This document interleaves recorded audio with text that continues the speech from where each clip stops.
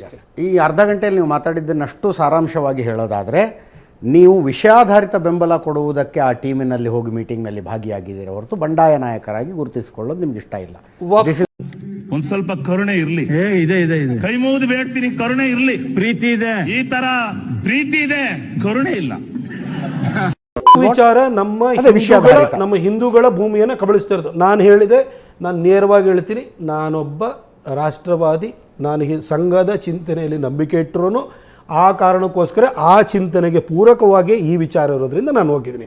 ಅದೇ ಆರ್ದೋ ವಿರುದ್ಧ ಸ್ಕೀಮಿಂಗ್ ಮಾಡೋ ಅಂಥ ಯೋಜನೆ ಆಗಿತ್ತು ಅಂತಂದರೆ ನಾನು 100% ನಾನು ಅಲ್ಲಿಲ್ಲೂ ಇರ್ತಿರ್ಲಿಲ್ಲ. ಆಯಿತು, ಆಮೇಲೆ ಯಾಕಂದ್ರೆ ಯಾರ ವಿರುದ್ಧನೋ ಇದು ಮಾಡೋದು, ಪಿತೂರಿ ಮಾಡೋದು, ಯಾರನ್ನ ಮುಗಿಸ್ಬೇಕು, ಯಾವುದೋ ನಾಯಕತ್ವ ಹೊಡ್ಕೊಳ್ಬೇಕು, ಆ ಥರ ಯೋಚನೆ ಇಟ್ಕೊಂಡವ್ರ ಜೊತೆ ನಾನು ಯಾವತ್ತೂ ಕೈ ಜೋಡಿಸಿಲ್ಲ. ನೋ ಕಾಮೆಂಟ್ಸ್ ಇಲ್ಲ. ಯಾಕಂದ್ರೆ ನನಗೆ ವೈಯಕ್ತಿಕವಾಗಿ ನಾನೇನೋ ಆಗಬೇಕು ಅಂತ ನನಗೆ ಆಸೆನೇ ಇಲ್ಲ. ಹಂಗಿರ್ಬೇಕಾದ್ರೆ ಬೇರೆಯವರ ಆಸೆಗೆ ನೀರೇರಕ್ಕೆ ನಾನು ಯಾಕೆ ಹೋಗಲಿ ಅಷ್ಟೇ.